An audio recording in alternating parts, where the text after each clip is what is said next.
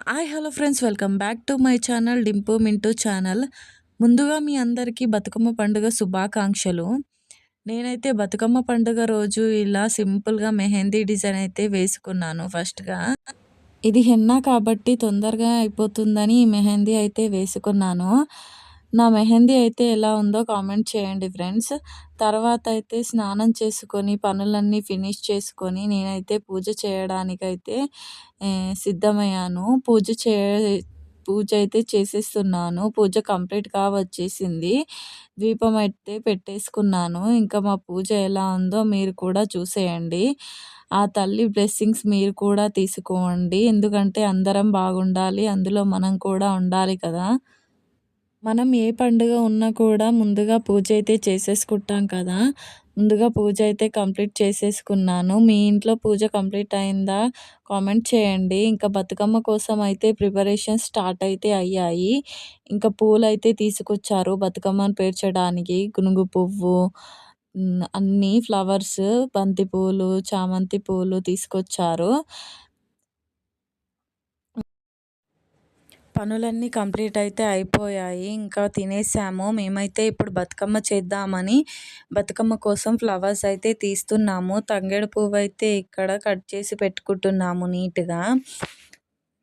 ఇలా కట్ చేసి పెట్టుకుంటే మనకు బతుకమ్మ చేసేటప్పుడు ఈజీగా తొందరగా అయిపోతుందని ముందుగా తంగేడు పువ్వునైతే ఇలా కట్ చేసి పెట్టుకుంటారు. తర్వాత బంతి పూలు, చామంతి పూలు అయితే తీసుకొచ్చారు. ఇంకా బతుకమ్మ అయితే స్టార్ట్ అయ్యింది. సగం అయితే కంప్లీట్ అయిపోయింది మా బతుకమ్మ చేయడం. మీ ఇంట్లో బతుకమ్మ స్టార్ట్ చేశారా ఫ్రెండ్స్? మా ఊర్లో అయితే తొందరగా స్టార్ట్ చేస్తారు. మా ఊర్లో 3 నుండే బతుకమ్మ ఆడడం అయితే స్టార్ట్ చేస్తారు. అందుకే తొందరగా మేము తినగానే బతుకమ్మ స్టార్ట్ అయితే చేసేసాము. ఇక్కడ మా పాప బతుకమ్మ చేయడానికైతే హెల్ప్ అయితే చేస్తుంది మాకు. చిట్టి బతుకమ్మను ఎత్తుకోబోయేది మా పాపే కదా! ముందుగా అయితే బతుకమ్మను మొక్కుకునే క్లిప్ అయితే మిస్ అయింది ఫ్రెండ్స్. బతుకమ్మనైతే మొక్కుకున్నాము. ఆ క్లిప్ అయితే లేదు. మిస్ అయిపోయింది. ఇంకా బతుకమ్మ అయితే వచ్చేసింది మా బతుకమ్మ అయితే. ఇంకా పైన ఒక ఫ్లవర్ పెట్టేస్తే అయిపోతుంది. బతుకమ్మ అయితే రెడీ అయిపోయింది. ఇంకా నేనైతే బతుకమ్మ దగ్గరైతే వీడియో అయితే తీసుకున్నాను. చూడండి మా బతుకమ్మ ఎలా వచ్చిందో మీరైతే తప్పకుండా కామెంట్ అయితే చేయండి ఫ్రెండ్స్. బతుకమ్మ పండుగ అంటేనే ఆడవాళ్ళకి ఎంతో ఇష్టమైన పండుగ కదా! ఆ రోజు మనం ఎంతో ఆనందంగా, హ్యాపీగా డాన్సులు చేస్తాం, హ్యాపీగా తయారవుతాం. బతుకమ్మ అనేది ఒక పెద్ద పండుగ కదా ఆడవాళ్ళందరికీ. బతుకమ్మ ఎలా పేరవాలో నాకు కూడా తెలీదు ఫ్రెండ్స్. ఎందుకంటే మా అమ్మ వాళ్ళ దగ్గర అయితే బతుకమ్మ పండుగ లేదు. మా అత్తమ్మ వాళ్ళకైతే బతుకమ్మ పండుగ ఉంది. ఇక్కడికొచ్చిన తర్వాత నుండి బతుకమ్మ అయితే స్టార్ట్ చేశాము. ఇప్పుడిప్పుడైతే నేను కూడా బతుకమ్మ పేరవడం నేర్చుకుంటున్నాను. ఫ్యూచర్‌లో మా పాపకైతే చేయాలి కదా! అందుకైతే నేను కూడా నేర్చేసుకుంటున్నాను. బతుకమ్మ అయిపోయిన తర్వాత అయితే అసలైన ట్విస్ట్ అయితే స్టార్ట్ అవుతుంది. మా పిల్లలను రెడీ చేయడమే నాకైతే పెద్ద టాస్క్. ఇంకా